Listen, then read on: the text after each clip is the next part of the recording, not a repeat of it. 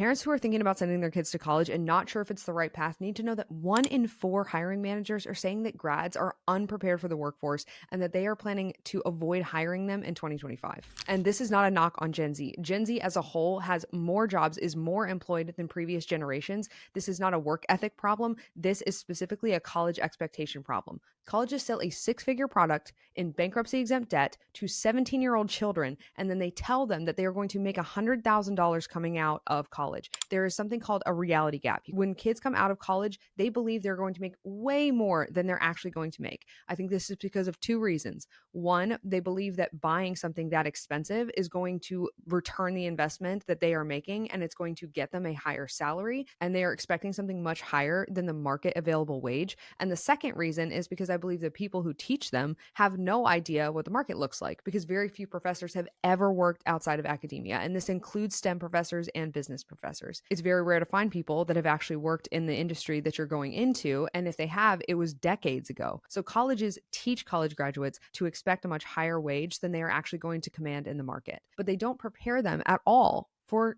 going into work. And that is exactly what hiring managers are saying. And I can hear people already in the comments going, oh, well, it's just, there's just a bias against college graduates. Every single one of these hiring managers has a bachelor's degree or higher.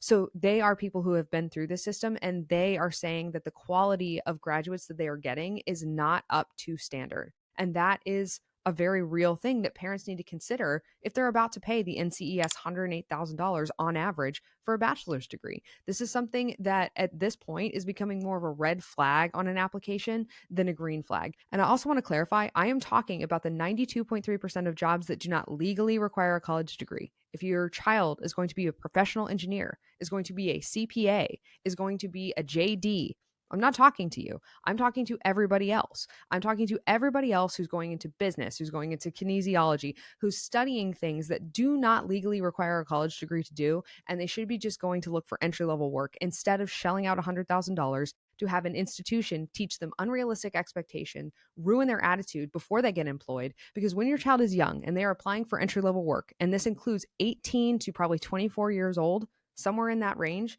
their attitude is the most valuable thing that they have. The study also found the root cause of this, I believe, which is that 55% of these hiring managers had to fire a recent Gen Z college graduate in 2024. And when you get burned like that as a business, because hiring and firing is extremely expensive and costly to your business, you will avoid hiring a demographic that has burned you in that way. I believe the entire responsibility of this rests on the colleges.